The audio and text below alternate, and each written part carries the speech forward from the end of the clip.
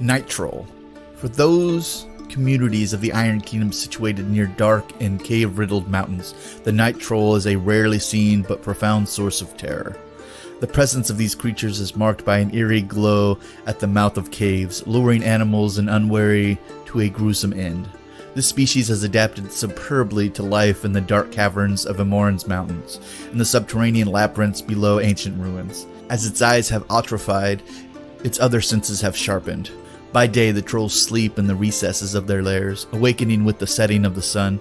With the fall of night, they lurk in the mouths of their caverns, and their quills begin to pulse with the otherworldly glow, catching the eye of animals or careless travelers. The mesmerizing patterns of the luminescence eventually overcome the fears of the entrance victims, which approach heedless of instinct or judgment, only to be caught and consumed alive. This horrific fate is almost certainly one of the truths behind cautionary folktales that stress the dangers of following strange lights into the woods. Trollkins consider night trolls valuable beasts of war despite the fact that their habits and hunting preferences can be problematic. Being nocturnal, these trolls must be compelled to fight during the day and are temperamental when roused. Still, their savage tempers and effective hunting methods make them lethal and terrifying allies for those warlocks willing to work with them. A foe hypnotized on the battlefield is easily torn to shreds by the troll's venomous, paralyzing claws, and the sight of a ravening night troll feasting on a screaming comrade is a terrible one for any soldiers to behold. So yeah, a night troll, a terrifying troll that kind of doesn't really look like a standard troll, at least the ones that we're normally seeing. I think it's because their quills and rocky formations on their skin are luminescent, which is very different from most trolls. As far as the light in the woods comment, that could also be done up with, say, the Grimkin as well, because a lot of folklore kind of mixes together through stories and how people say as well. So maybe it's a little bit of night troll, maybe it's a little bit of Grimkin. You never know. But let's see what their Mark III to Mark IV changes behold, and we can see how terrifying these creatures truly are to the caves of Western Imoran. And as always, let's start with their stat line. He is still a speed 5, he is still a mat 6, he is a melee dude, so he doesn't have any rat. His defense is still 12, his armor is still a 15, he is not very armory, because he's very spindly, as you see, because his main form of attacking somebody is surprise.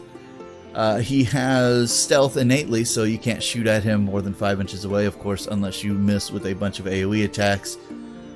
And he has slam and trample as his stuff, and he also has eyeless sight, which is cool because then he can ignore things like cloud effects when he's charging. He doesn't have to see his target to charge into them. Like most trolls, he has regeneration.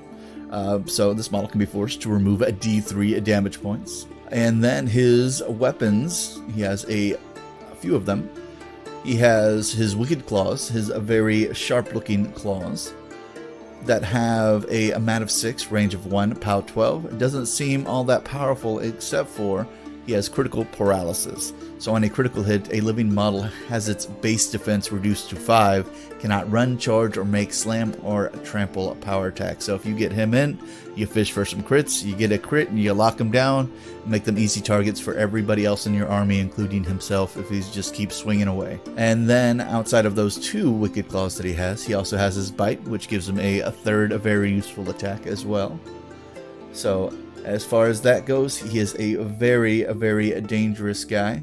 One of the abilities that appears they remove from him is Manhunter, so he can no longer charge living warrior models without being forced. That would probably make him way more broken than he is.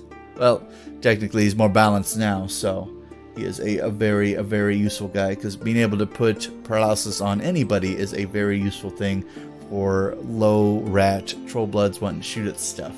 But his animus has been changed. So his animus was Hypnotic Gaze. In Mark III, for 1 round, enemy models that begin their activation within 3 of this model and in its line of sight have to advance towards this model. That's been replaced with Attractor, which is very similar. Attractor is a cost 1. It is a self spell, which that means it can be cast on himself or its warlock, which is a good if you like warlocks that want to get people close to him. And it says enemy models currently within 2 inches of the spellcaster are immediately pushed 2 inches directly towards it in the order you choose.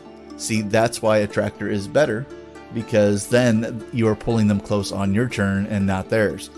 And then if you have a warlock who likes to hit people, or as he does, he likes to hit people, it gives him almost, at a cost of 1, an additional 2-inch reach. So after he casts the Animus, he can pull them closer to him in case they were just slightly out of his melee reach. So, or if your warlock just wants to pull people close to him, power to him.